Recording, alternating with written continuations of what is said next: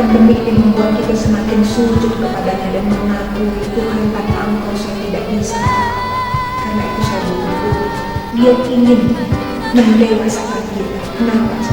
Karena Dia ingin kita sebagai orang percaya menjadi alat peragat Injil dalam situasi pandemi. Saya punya Yesus yang hidup dalam hidup saya. Bukankah ini yang dinantikan Bapa kita di saat ini? Karena itu mari kita lihat pandemi ini dari sudut pandang Allah. Shalom, puji nama Tuhan, kita boleh bertemu lagi dalam ibadah Oikumene bulan September. Saat ini kita akan dilayani oleh teman-teman kita dari Persomi, namun sebelum itu kita akan mendengarkan sambutan dari Pembina Permahkota dan juga Ketua Permahkota. Shalom, salam sejahtera untuk kita sekalian. Puji syukur kehadirat Tuhan yang Maha Kuasa karena atas berkat dan karunia-Nya lah hingga sampai dengan saat ini kita masih boleh mengikuti ibadah online. Kami berterima kasih untuk adik-adik Persomi yang telah menjadi host di bulan ini, yang sudah mempersiapkan segala sesuatunya dengan baik sehingga ibadah online boleh terlaksana. Kami juga berharap untuk adik-adik Permata yang akan mempersiapkan ibadah online di bulan Oktober, kiranya dapat mempersiapkan segala sesuatunya dengan baik. Kami berterima kasih untuk hamba-Nya yang akan membawakan firman-Nya sebentar. Kiranya firman yang akan dibawakan sebentar dapat menjadi suluh dan pedoman dalam kehidupan kita sehari-hari. Akhir kata, kami mengucapkan banyak terima kasih untuk seluruh pihak yang telah berpartisipasi dalam ibadah online kali ini. Selamat beribadah untuk seluruh Bapak dan Ibu dosen serta seluruh staf dan seluruh adik-adik mahasiswa yang akan mengikuti ibadah online pada hari ini. Tuhan Yesus kiranya memberkati. Shalom. Shalom. Puji dan syukur kehadirat Tuhan yang Maha Kuasa karena atas kasih penyertaan dan kuasa-Nya ibadah Oikumene dapat dilaksanakan di bulan ini. Bersyukur kepada Tuhan kalau Persomi dapat mengambil bagian dalam pelayanan. Kiranya Tuhan Yesus memberkati dalam pelayanan dan studinya. Di bulan ini kita mengangkat tema beranilah dan semangatlah, di mana kami semua berharap mahasiswa Kristen Unpad tetap dapat berani untuk semangat melayani dan dapat menjadi garam dan terang untuk Universitas Tadulako. Tetap semangat, Tuhan Yesus memberkati, dan shalom. Diucapkan terima kasih kepada Pembina Permahkota dan juga Ketua Permahkota yang sudah boleh menyampaikan sambutannya kepada kita semua.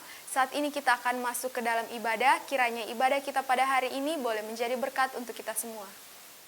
Shalom, selamat pagi.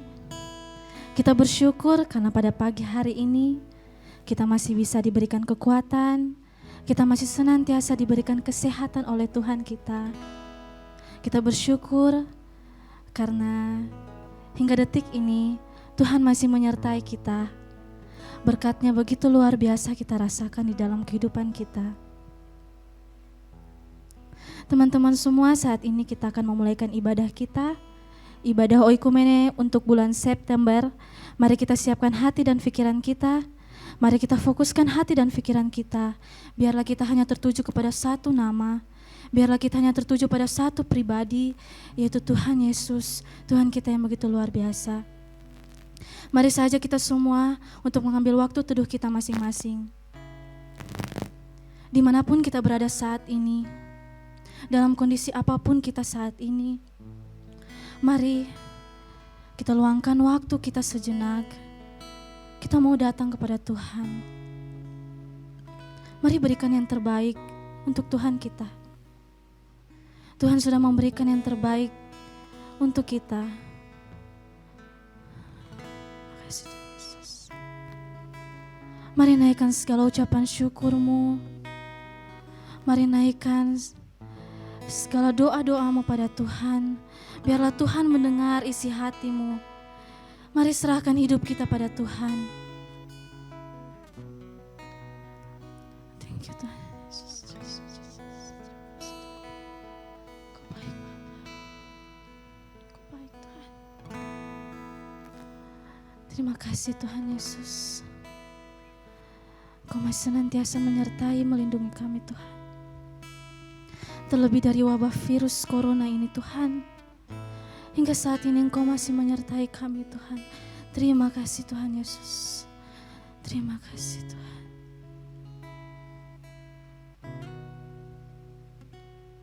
Mari bersama-sama kita datang memuji Tuhan. Sebab Ia layak untuk dipuji dan disembah.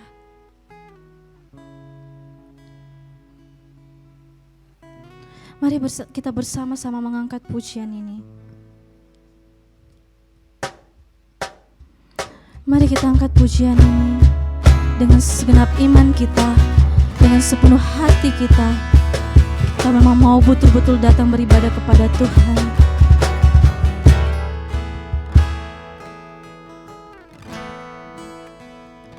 You are here, moving in our midst. I worship you, I worship you. You are here, working in this place. I worship you, I worship you. You are here, moving in our midst.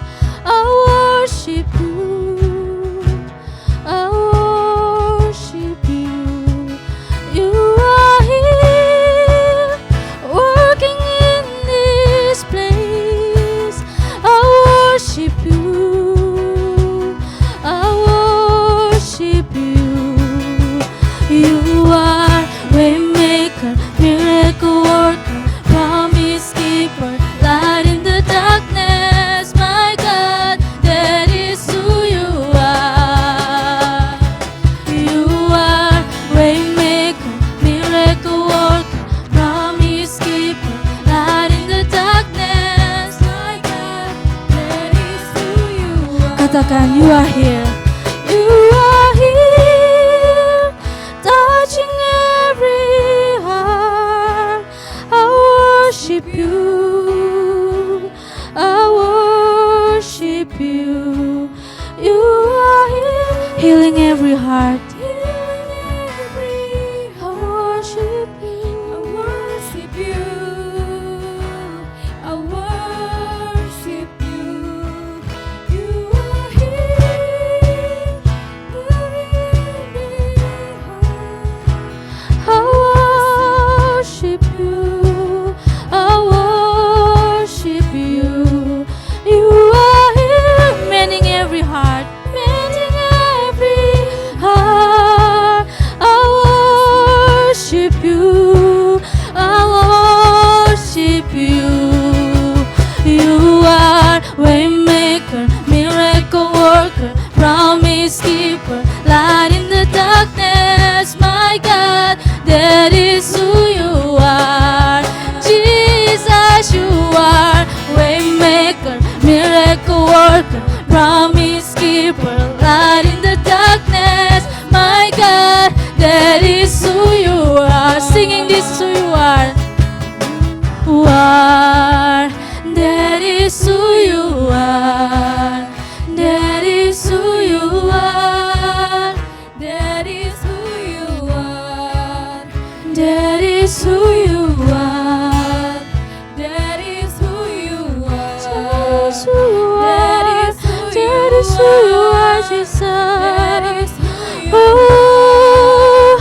That is who you are. That is who you are. That you are, Jesus. That you are. That you are, Jesus. That is who you are. That is who you are. That is who you are. That is who you are.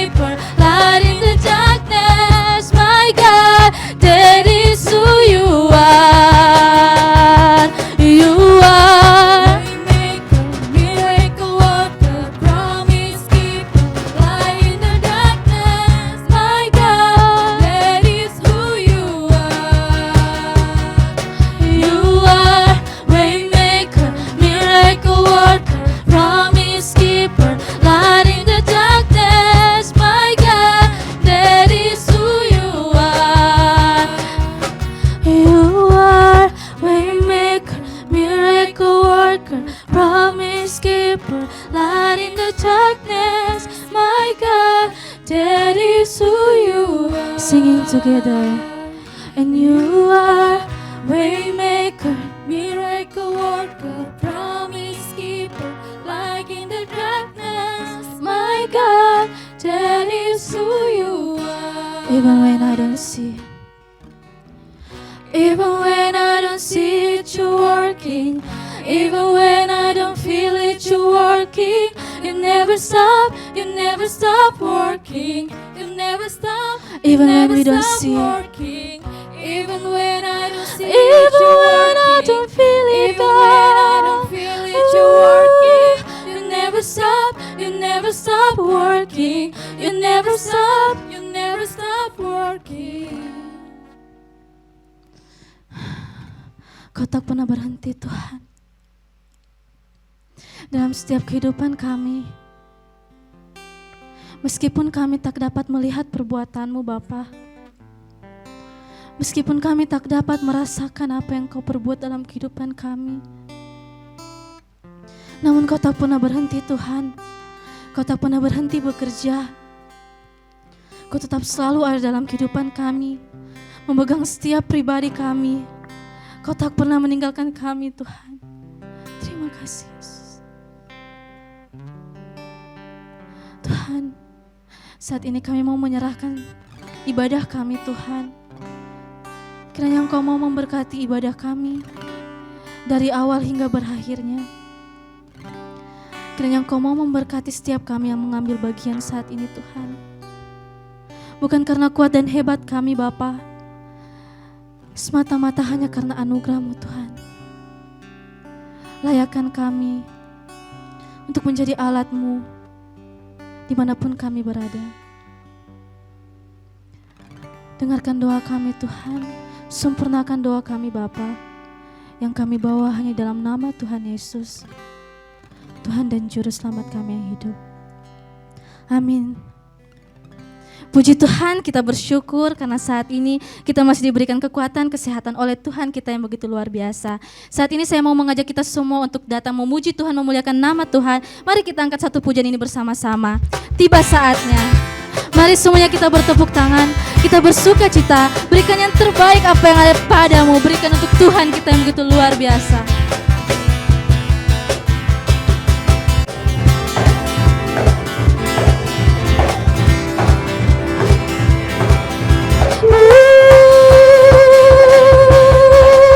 Katakan, tiba saatnya. Tiba saatnya kami berkumpul bersatu dari setiap suku dan bangsa. Berdiri di hadapan tahta Anak Domba, suatu suara menyatakan keselamatan bagi Allah yang duduk dan bertata. Kami naikkan pada Anak Domba pujian dan kekuatan, hormat dan kekuasaan, kemuliaan bagi Dia selamanya.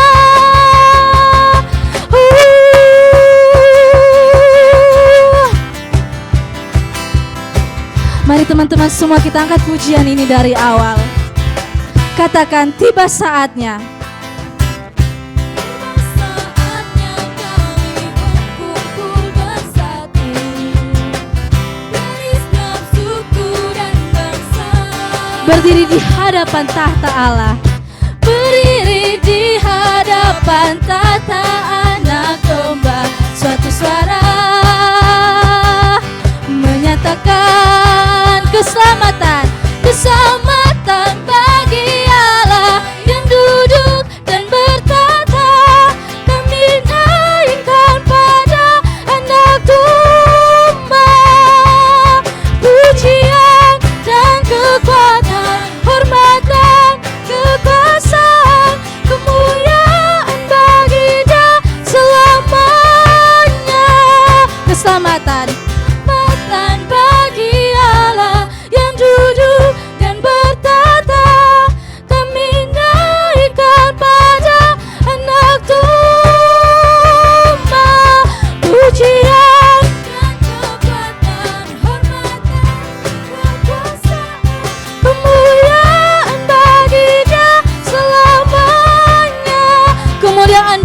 Haleluya. Dan bagi Dia selamanya kemuliaan. Selamanya.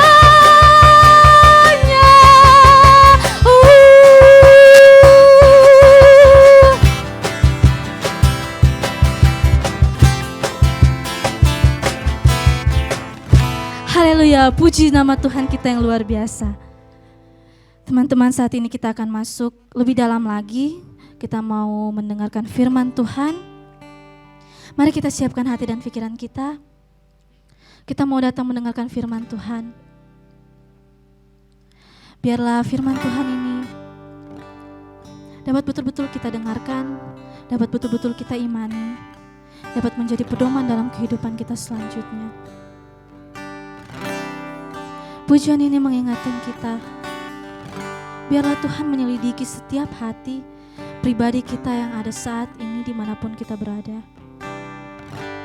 Biarlah Tuhan melihat kesetiaan kita, sampai sejauh manakah kita setia kepadanya. Selidiki kami Tuhan, ujilah kami Bapa.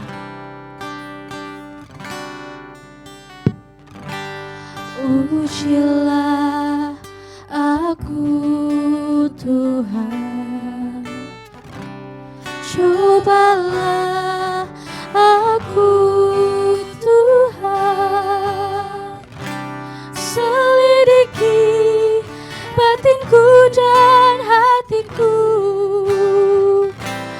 mataku tertuju padamu. Aku cinta padamu Tuhan, aku cinta padamu Tuhan. Kami rindu datang padamu Bapa. Aku rindu hadiratmu Tuhan. Aku ingin selalu dekat padamu, menikmati kehadiratmu. Ku nyanyi Hosana bagi Rajaku yang duduk di tahta. Aku muliakan dan ku agungkan, Kaulah yang disembah. Mari kita angkat pujian ini dari awal. Dengan penuh iman katakan, ujilah aku Tuhan. Cobalah kami Tuhan. Cobalah aku. Selidiki setiap hati kami Tuhan. Selidiki batinku dan hatiku. Mataku tertuju padamu. Katakan aku cinta padamu Tuhan. Aku cinta padamu Tuhan. Kami rindu, aku rindu hadiratmu Tuhan. Aku ingin selalu dekat padamu, menikmati kehadiratmu. Ku nyanyi Hosana, Hosana bagi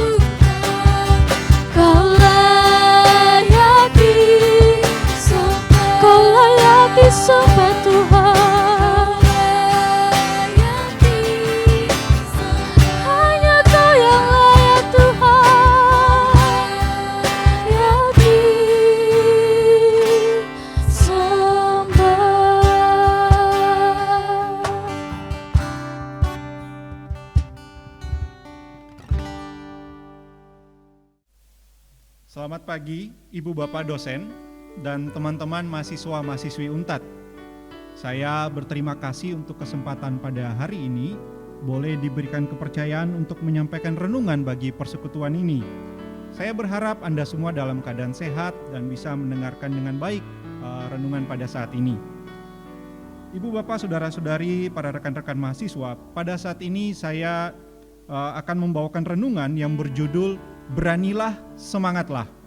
Berdasarkan tema yang disampaikan oleh pembina dan pengurus kepada saya. Kalau melihat tujuan yang disampaikan kepada saya, maka saya kira tema Beranilah dan Semangatlah ini nampaknya muncul dari pergulatan akan kondisi krisis yang sedang kita hadapi bersama-sama. Kita dan seluruh dunia memang sedang menghadapi krisis dalam bidang kesehatan karena kemunculan virus COVID-19 ini yang memang dapat menginfeksi banyak orang secara masif. Dan kalau kita lihat krisis ini juga disusul lagi dengan ancaman dalam bidang krisis yang lain, termasuk dalam krisis ekonomi baik secara makro maupun secara mikro. Ya mungkin dalam konteks kita ya, ini mungkin berkaitan dengan kemampuan untuk mengikuti perkuliahan secara online, kemudian kemampuan untuk membayar uang perkuliahan pada semester yang baru nanti ini. Selain itu juga kita melihat adanya tantangan dari krisis moralitas yang terus meresahkan dengan meningkatnya tindak kejahatan. Ya memang kondisi krisis yang multidimensi ini begitu meresahkan kita, tapi saya kira justru dalam kondisi krisis ini kita tetap perlu hidup dengan berani dan semangat. Tetapi pertanyaannya adalah begini, Ibu Bapak Saudara-saudari, bagaimanakah kita hidup berani dan semangat dalam kondisi krisis yang seperti ini? Seperti apa tekad kita berani dan semangat itu perlu kita hidupi dalam kondisi ini? Oleh karenanya kita akan merenungkan tema ini dari teladan hidup seorang Nehemia. Mari kita membuka Alkitab kita dari Nehemia pasal 1 ayat 1 hingga ayat yang ke-11. Nehemia pasal 1 ayat 1 hingga ayat yang ke-11. Saya persilakan Ibu Bapak Saudara-saudari untuk membuka dan mempersiapkannya. Namun sebelum membacakannya, mari kita berdoa terlebih dahulu. Mari kita berdoa. Syukur kami panjatkan kehadirat-Mu ya Allah, untuk kesehatan dan kekuatan yang Engkau karuniakan kepada kami. Syukur pula kami ungkapkan untuk waktu di mana kami boleh membaca dan akan merenungkan firman-Mu pada saat ini. Kiranya ya Allah, Engkau membukakan hati kami untuk dapat merenungkan firman-Mu dengan baik. Inilah doa yang kami naikkan kepadamu, di dalam nama Tuhan Yesus Kristus kami berdoa. Amin. Ibu Bapak dosen dan para rekan-rekan mahasiswa sekalian, saya akan membacakan bagi kita perikop Nehemia pasal 1 ayat 1 hingga ayat yang ke-11 ini. Nehemia 1 ayat 1 hingga ayat yang ke-11. Doa Nehemia bagi orang Israel. Riwayat Nehemia bin Hakalia. Pada bulan Kislu tahun ke-20, ketika aku ada di Puri Susan, datanglah Hanani, salah seorang dari saudara-saudaraku, dengan beberapa orang dari Yehuda. Aku menanyakan mereka tentang orang-orang Yahudi yang terluput, yang terhindar dari penawanan, dan tentang Yerusalem. Kata mereka kepadaku, orang-orang yang masih tinggal di daerah sana, yang terhindar dari penawanan, ada dalam kesukaran besar dan dalam keadaan tercela. Tembok Yerusalem telah terbongkar dan pintu-pintu gerbangnya telah terbakar. Ketika ku dengar berita ini, duduklah aku menangis dan berkabung selama beberapa hari. Aku berpuasa dan berdoa ke hadirat Allah semesta langit. Kataku, ya Tuhan Allah semesta langit, Allah yang maha besar dan dahsyat, yang berpegang pada perjanjian dan kasih setianya terhadap orang yang kasih kepadanya dan tetap mengikuti perintah-perintahnya. Berilah telingamu dan bukalah matamu, dan dengarkanlah doa hambamu yang sekarang kupanjatkan ke hadiratmu siang dan malam bagi orang Israel, hamba-hambamu itu, dengan mengaku segala dosa yang kami orang Israel telah lakukan terhadapmu. Juga aku dan kaum keluargaku telah berbuat dosa. Kami telah sangat bersalah terhadapmu dan tidak mengikuti perintah-perintah, ketetapan-ketetapan, dan peraturan-peraturan yang telah kau perintahkan kepada Musa, hambamu itu. Ingatlah akan firman yang kau pesan kepada Musa, hambamu itu, yakni, bila kamu berubah setia, kamu akan kucerai beraikan di antara bangsa-bangsa. Tetapi, bila kamu berbalik kepadaku dan tetap mengikuti perintah-perintahku serta melakukannya, maka sekalipun orang-orang buanganmu ada di ujung langit, akan kukumpulkan mereka kembali dan kubawa ke tempat yang telah kupilih untuk membuat namaku diam di sana.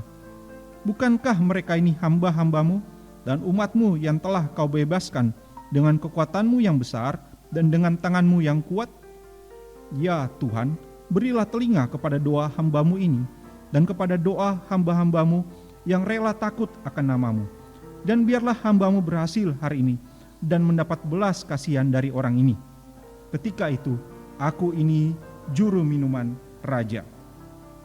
Ibu, bapak, saudara-saudari sekalian, ketika membaca pasal ini tentu pertanyaan yang umum adalah begini: siapakah Nehemia ini yang akan kita pelajari bersama-sama teladan hidupnya? Nehemia, kalau kita melihat dari bacaan kita tadi, maka nampak dia adalah seorang Yahudi yang tinggal di Puri Susan, sebuah istana di mana raja memerintah. Dan kalau pertanyaannya adalah mengapa dia berada di Puri Susan, maka kita akan mengetahui kalau melihat latar belakang bahwa Nehemia adalah seorang Yahudi yang tinggal di negeri pembuangan. Tadinya bangsa Israel itu dikalahkan dan ditawan oleh kerajaan Babel. Lalu kemudian perang pun berlanjut, kerajaan Babel dikalahkan oleh bangsa Media dan Persia. Nah, kisah dalam kitab Nehemia ini itu terjadi ketika Raja Artasasta memerintah kerajaan Persia. Dengan kata lain, Nehemia adalah juru minuman Raja Artasasta ini.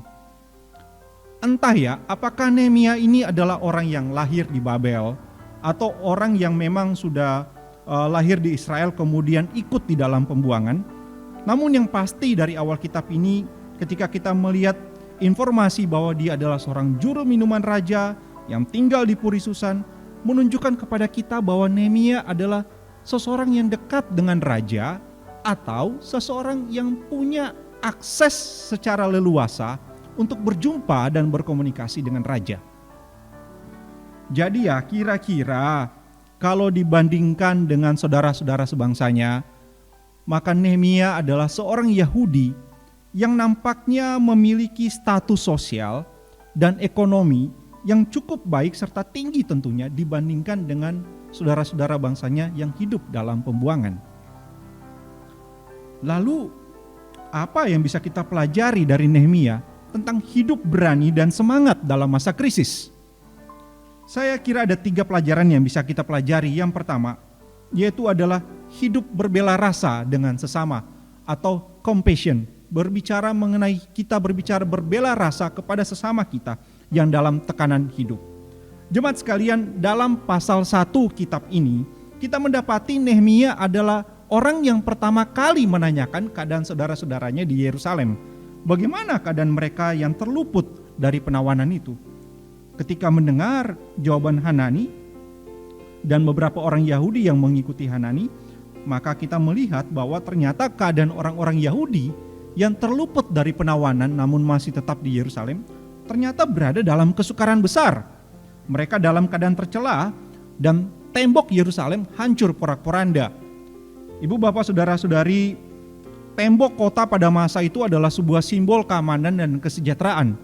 Dengan demikian, maka tembok yang hancur menunjukkan bahwa keadaan orang yang tinggal di kota itu tidaklah dalam keadaan aman dan tidaklah dalam keadaan sejahtera. Maka setelah mendengar jawaban itu, Nehemia pun menangis dan berkabung selama beberapa hari, dikatakan di situ. Ia berpuasa dan berdoa. Dan menariknya di dalam doanya itu, Nehemia mengidentifikasikan dirinya dengan saudara-saudara sebangsanya. Bisa diperhatikan nanti dalam doanya itu di ayat ke-6 dan ayat ke-7 serta bagaimana dia mengatakan bahwa kami orang Israel, aku dan kaum keluargaku. Dia seorang yang memiliki status sosial dan ekonomi yang cukup baik di dalam pemerintahan Raja Artasasta di negeri pembuangan, namun mengidentifikasikan dirinya dengan saudara-saudara sebangsanya yang sedang dalam keadaan sukar dan keadaan tercela. Bagaimana dia mengatakan kami dan aku serta kaum keluargaku. Sebuah sikap menunjukkan keberpihakan atau sikap berbela rasa kepada saudara-saudari sebangsanya yang sedang dalam keadaan tertekan. Ibu bapak saudara-saudari, sikap berbela rasa Nehemia ini pun dapat kita lihat dari durasi waktu bagaimana Nehemia menggumuli keadaan saudara-saudarinya ini yang ada di Yerusalem, termasuk bagaimana dia mempersiapkan sebuah rencana untuk membangun kembali tembok Yerusalem.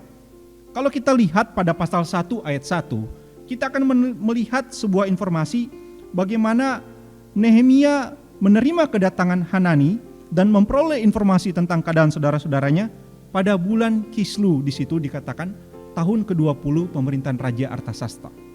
Lalu kalau kita lihat pada pasal berikutnya, pada pasal 2 ayat 1, kita akan melihat percakapan raja dengan Nehemia yang berujung pada pengutusan Nehemia untuk membangun kembali tembok Yerusalem, dan itu terjadi pada bulan Nisan di tahun pemerintahan yang sama. Apa maksudnya saya mengungkapkan ini? Kalau kita melihat, kalau ibu bapak bisa melihat bagian kamus di belakang Alkitab terjemahan Ela yang ibu bapak miliki dan saudara-saudari miliki, maka kita akan melihat keterangan tentang bulan, dan di situ kita akan menemukan penanggalan bulan. Dan kalau kita menghitung dari Kislu ke Nisan, dari bulan Kislu ke bulan Nisan, itu kurang lebih berjarak 4 bulan lamanya. Jadi maksud saya begini, jadi selama kurang lebih 4 bulan lamanya, Nehemia berdoa menggumulkan keadaan saudara-saudari sebangsanya sambil mempersiapkan sebuah rencana untuk mensejahterakan kotanya dan saudara-saudarinya ini. Makanya di pasal 2 ayat 6, Nehemia bisa menyebutkan satu jangka waktu tertentu kepada raja ketika dia ditanya kapan engkau akan kembali. Jadi pergumulan, keberpihakan, sikap berbela rasa dalam durasi waktu 4 bulan lamanya betul-betul digumuli Nehemia untuk memikirkan keadaan saudara-saudarinya. Selain itu, kalau kita lihat juga, sikap berbela rasa kepada sesamanya ini nampak pula ketika Nehemia mendengarkan keluhan orang-orang Yahudi yang dalam kesusahan, yang dalam tekanan hidup. Kalau ibu bapak bisa melihat di pasal 5 ayat 1 hingga ayat 13, bagaimana Nehemia mendengarkan kesusahan-kesukaran saudara-saudarinya ini. Bagaimana mereka bergumul akan keadaan mereka secara ekonomi. Bahkan ada yang sampai menjual tanah dan sampai merelakan anak-anak mereka. Maka dari situ pun kemudian Nehemia mengambil keputusan dengan mengajak para pemuka dan penguasa untuk menghapuskan hutang orang-orang Yahudi yang dalam kesusahan tersebut. Menariknya begini lagi, selain itu Nehemia juga ketika diangkat atau ditetapkan menjadi seorang bupati atau gubernur bagi wilayah itu, Nehemia tidak mengambil pembagian yang menjadi haknya sebagai seorang bupati. Dia tidak mencari keuntungan dengan mengambil apa yang menjadi haknya. Kita melihat karena Nehemia memahami bahwa hal itu telah begitu menekan saudara-saudarinya. Maka lihatlah hidup berbela rasa yang diteladankan oleh Nehemia kepada saudara-saudarinya. Dia menanyakan keadaan mereka, dia menggumulkan sebuah rencana dan bergumul dalam doa-doanya bagi mereka, sehingga dalam waktu kurang lebih 4 bulan lamanya, dia mempersiapkan sebuah rencana untuk membangun kembali tembok Yerusalem. Ketika dia sudah memimpin pun, dia mendengarkan keluhan saudara-saudarinya dan juga tidak mengambil satu apa yang menjadi haknya sebagai seorang bupati atau gubernur. Karena dia merasa pekerjaan atau tekanan yang diberikan kepada saudara-saudarinya begitu berat. Ibu bapak saudara-saudari, kita tentu menyadari bahwa memang kondisi krisis itu memang bisa memicu sebuah insting survival pada seseorang dengan mementingkan dirinya sendiri dan mengabaikan orang lain. Apalagi kalau kita pikir Nehemia adalah seorang Yahudi yang hidup dalam pembuangan dan sudah memiliki posisi yang baik. Maka tentu saja bisa saja itu mudah bagi dia untuk mementingkan dirinya sendiri. Untuk apalagi memikirkan saudara-saudarinya yang dalam keadaan tercela dan sukar itu. Namun saya kira justru dalam kondisi krisis, ketika kita hanya mementingkan insting survival dengan mementingkan diri sendiri dan mengabaikan orang lain, kita sesungguhnya sedang mengabaikan sisi yang lain dari kemanusiaan kita. Bagaimana kita berjuang bersama-sama untuk menghadapi krisis ini. Padahal itu yang kita perlukan, karena kita dan saudara-saudari kita, bahkan dengan semua mereka yang di seluruh dunia ini, masuk di dalam satu jaringan relasi kehidupan yang begitu kompleks yang menghubungkan kita semua. Sehingga keberadaan kita tentunya juga berpengaruh dengan keadaan orang lain. Bahkan keadaan orang lain tentu juga berpengaruh pada kehidupan kita, bukan? Oleh karenanya, di dalam krisis seperti ini, dalam kondisi krisis seperti ini, diperlukan sebuah keberanian dan semangat untuk hidup berbela rasa dengan sesama kita yang dalam keadaan tertekan. Hidup berbela rasa dengan sesama yang saya maksudkan dan yang dapat kita lihat dari Nehemia bukan hanya berbicara tentang kepedulian atau turut sepenanggungan, tetapi juga meliputi kesediaan mendengarkan, pengorbanan, dan daya kreativitas dalam berjuang bagi dan bersama saudara-saudari kita yang mengalami tekanan hidup untuk menghadapi krisis ini. Sebuah sikap keberpihakan kepada mereka yang mengalami tekanan hidup dan berjuang bersama mereka. Saya mungkin bisa membagikan contoh begini dari kampus tempat saya berkuliah di Jogja kemarin. Kampus kami UKDW bersama BEM itu mengadakan sebuah program pembagian makan siang gratis bagi para mahasiswa. Ya, dengan syarat menunjukkan kartu mahasiswa pada waktu pengambilannya. Meskipun tidak dilakukan setiap hari, yaitu dengan 2 hari sekali pembagian makan siang ini, tapi terus terang bagi kami yang tinggal di kos atau bagi kami yang hidup merantau, itu terus terang sangat-sangat membantu dan menunjukkan bagaimana kami hidup dalam satu jaringan keluarga kampus ini, hidup bersama-sama menghadapi krisis ini. Apalagi kalau udah melihat dari Fakultas Teologi tempat kami berkuliah, itu bagaimana mereka mendata bukan hanya para mahasiswa tapi juga para karyawan yang terdampak dari keadaan seperti ini dengan membagikan sembako kepada mereka. Di kos pun kami para mahasiswa dari berbagai kampus itu juga saling berbagi dengan bantuan yang kami terima. Hidup bersama, susah bersama, satu penanggungan bersama, tapi bisa hidup bersama-sama di dalam keadaan yang sukar ini. Bahkan saat ini kampus kami sedang mengadakan proyek sosial untuk mengadakan bantuan dana pendidikan bagi mahasiswa tingkat akhir yang sedang benar-benar bergumul karena untuk melunasi biaya pendidikan pada awal semester nantinya ini. Melalui contoh ini saya bukan hendak membandingkan apa yang telah kampus kami lakukan dan apa yang perlu dilakukan oleh kampus lain. Tetapi saya hendak menunjukkan begini, bahwasanya mereka yang hidup berbela rasa kepada sesamanya akan menunjukkan sikap keberpihakan, kepedulian, kesediaan mendengarkan, dan daya kreativitas untuk berjuang bagi sesama saudara-saudarinya yang tertekan di dalam menghadapi krisis ini. Mari kita lanjut pada pelajaran yang kedua. Bagaimana Nehemia hidup berani dan bersemangat, yaitu dengan hidup siaga dalam menghadapi tantangan. Ibu bapak dan para rekan-rekan mahasiswa, meski upaya Nehemia untuk membangun kota Yerusalem, membangun tembok Yerusalem adalah sebuah upaya yang baik dan diizinkan oleh raja, bahkan kalau kita melihat itu semua berjalan di dalam tuntunan Allah, namun itu bukan berarti upaya ini akan berjalan tanpa tantangan atau berjalan lancar saja. Buktinya dalam upaya membangun tembok, Nehemia menghadapi intimidasi dari pihak-pihak tertentu, pihak-pihak oposisi yang tidak senang dengan rencananya untuk membangun kembali tembok Yerusalem dan memikirkan kesejahteraan mereka yang tinggal di Yerusalem. Pihak-pihak yaitu dari pihak Sanbalat dan Tobia yang merasa kesal karena upaya Nehemia ini. Nanti Bapak Ibu bisa lihat di dalam pasal 2 dan ayat-ayat yang lain di pasal 4, pasal 6 dan di ayat-ayat di situ nanti Bapak bisa melihat bagaimana upaya-upaya intimidasi atau upaya-upaya penentangan terhadap Nehemia yang sedang membangun dan mengupayakan kesejahteraan saudaranya. Ada sebuah konspirasi yang dibentuk untuk melawan dan menyingkirkan Nehemia supaya proses pembangunan ini tidak berjalan atau berhenti. Selain itu, kalau kita lihat juga, meskipun tembok telah selesai dibangun, kita melihat nanti pada bagian-bagian akhir, khususnya pada pasal yang ke-13, kita akan melihat bahwa ada tantangan yang juga dihadapi Nehemia ketika berupaya memulihkan kondisi rohani orang Israel bersama-sama dengan Ezra. Bagaimana orang-orang Yahudi kembali lagi melanggar ketetapan Allah.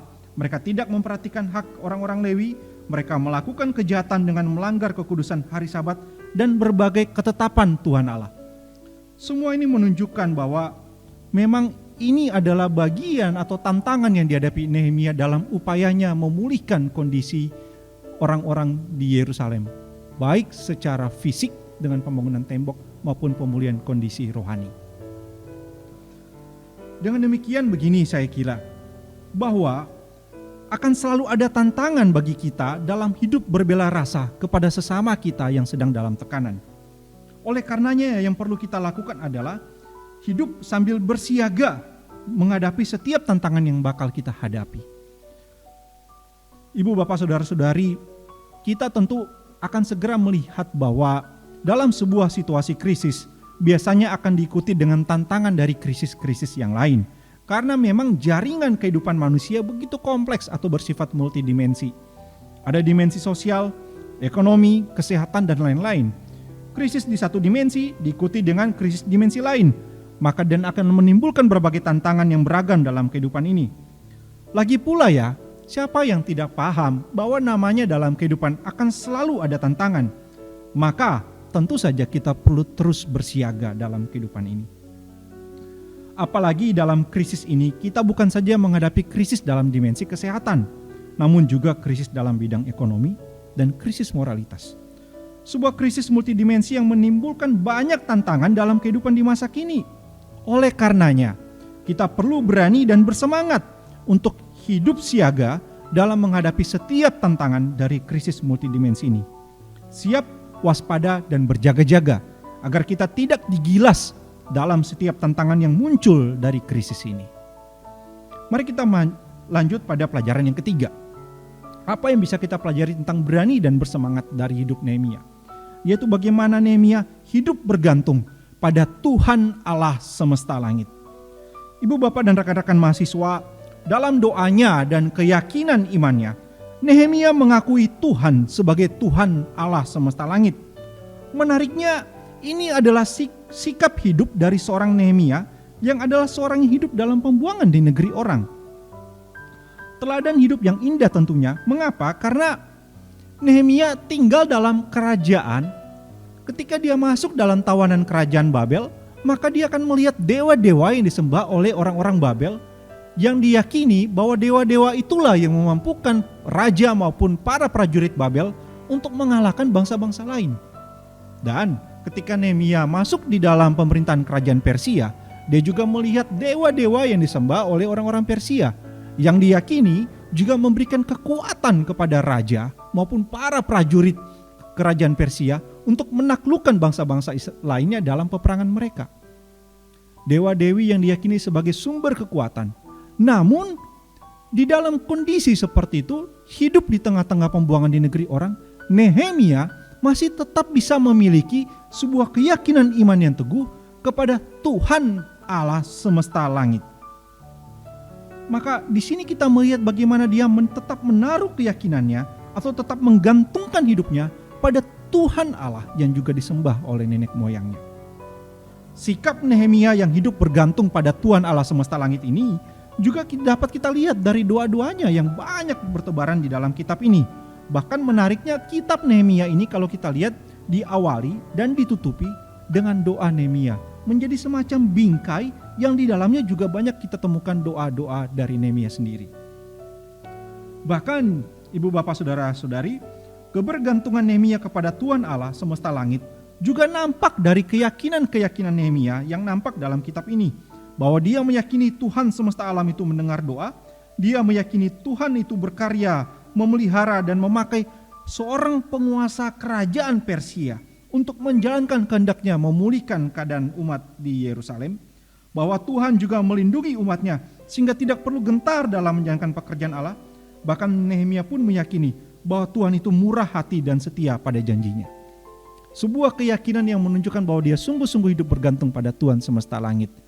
Tapi pertanyaannya, mengapa bergantung pada Tuhan Allah semesta langit? Ibu, bapak, saudara-saudari, Tuhan Allah semesta langit menunjukkan pengakuan Nehemia bahwa ia adalah Tuhan Allah yang berkuasa atas seluruh wilayah di semesta langit ini. Tidak ada wilayah yang berada di luar kuasanya maupun di luar kendalinya. Kalau kita melihat dewa-dewi ya, dalam pemahaman kita ada begitu banyak dewa-dewi dengan kekuasaan mereka masing-masing, dengan teritori kekuasaan mereka masing-masing. Ada dewa gunung, ada dewa laut, dan dengan segala kekuasaan mereka yang terbatas oleh wilayah. Tetapi Tuhan Allah semesta langit yang diyakini oleh Nehemia menunjukkan bahwa dia adalah penguasa dan pengendali akan seluruh wilayah yang ada di semesta langit ini. Maka sebagaimana Nehemia, sudah sewajarnya pula kita hidup bergantung kepada Tuhan Allah semesta langit itu.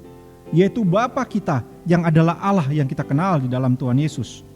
Memang akan ada tantangan yang kita hadapi, termasuk dalam situasi krisis saat ini.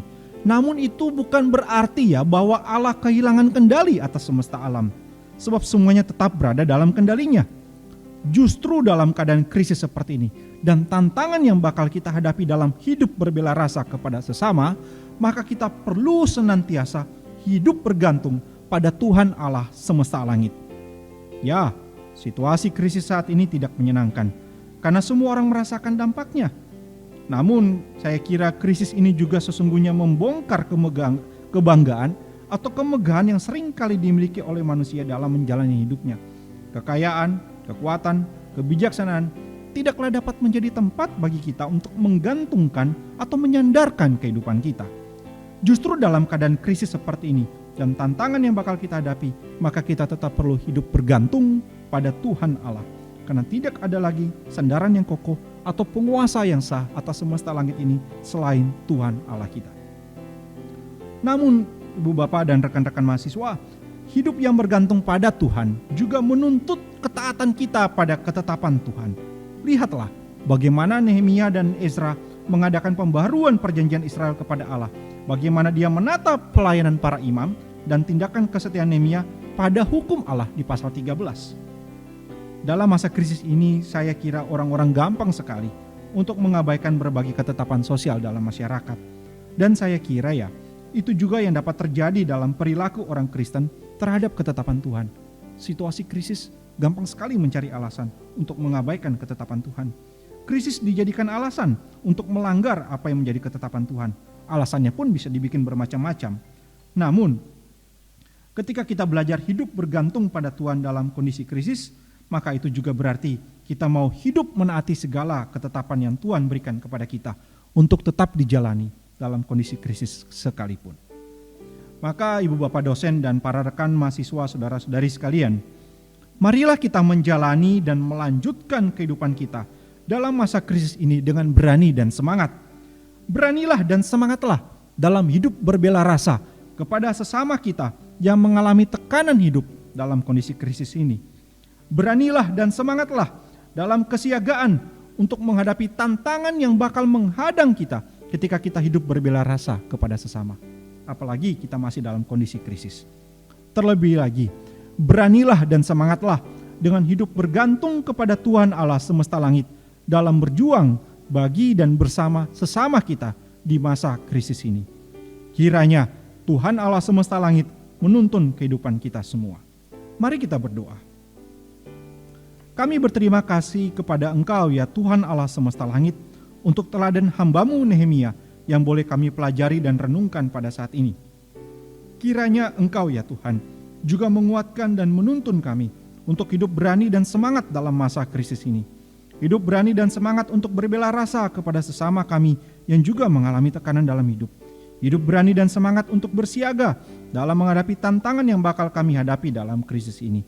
Hidup berani dan semangat untuk senantiasa bergantung kepada Engkau ya Tuhan Allah semesta langit dalam setiap langkah kami. Dengarkanlah doa kami ini. Dan pada saat ini kami juga ingin berdoa ya Tuhan Allah untuk bangsa dan negara kami di dalam kondisi krisis karena pandemi COVID ini. Kiranya Engkau yang boleh tetap menolong segala upaya yang dilakukan oleh para pemimpin kami, baik pemerintah di pusat maupun di daerah-daerah, dalam mengambil setiap kebijakan untuk mengendalikan penyebaran COVID ini dan untuk mencegah supaya tidak jadi timbulnya lebih banyak lagi korban yang terinfeksi. Kiranya Engkau boleh menolong, memberikan hikmat kepada mereka, kerjasama dan koordinasi yang baik, sehingga setiap keputusan yang ada boleh Engkau tuntun seturut dengan kehendak-Mu agar mereka dapat dijalankan dengan baik. Kiranya juga Engkau boleh menolong para saudara-saudari kami di bidang tenaga medis yang terus berjuang di dalam merawat mereka yang terinfeksi oleh virus ini. Kiranya Engkau tetap memberikan kekuatan dan kesehatan yang baik, sehingga mereka boleh terus dapat mengerjakan bagian mereka dengan baik untuk merawat para saudara-saudari kami yang terinfeksi virus ini. Kami juga ingin berdoa untuk pelayanan PMK di Universitas Tadulako. Kiranya Engkau yang boleh tetap menolong baik para pengurus agar mereka terus dapat bersahati, bersama-sama melayani, mengerjakan pelayanan yang penuh tanggung jawab, khususnya dalam kondisi yang sangat-sangat tidak mudah ini. Banyak hal yang mungkin begitu mengkhawatirkan bagi pelayanan ini, tapi tolong topang dan kuatkanlah mereka ya Allah. Kami juga ingin berdoa untuk para mahasiswa Universitas Tadulako yang akan menjalani praktek KKN.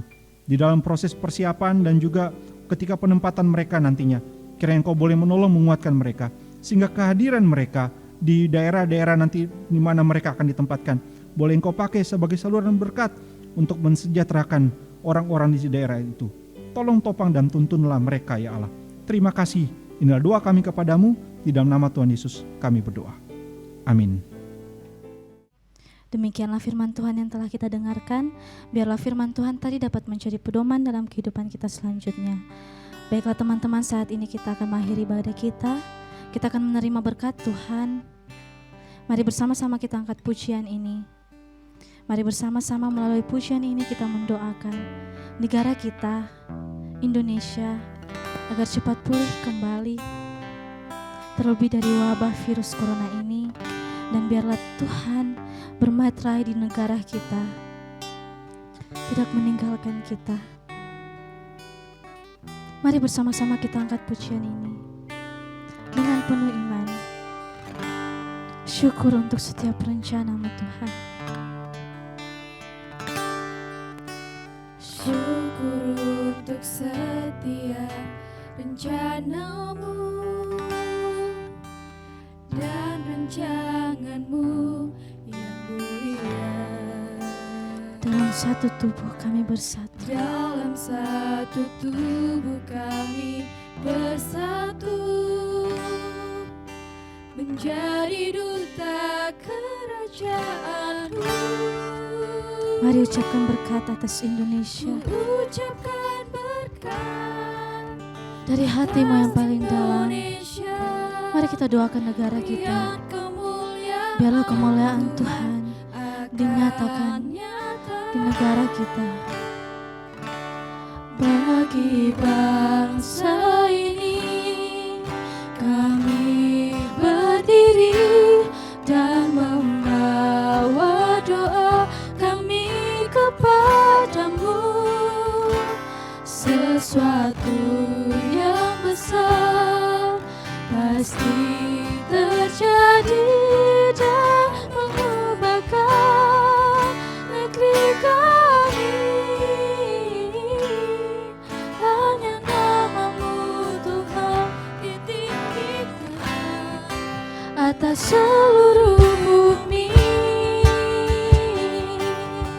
Mari kita angkat pujian ini dari awal.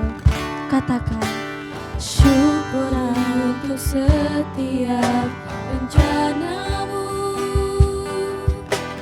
dan rancangan-Mu yang mulia.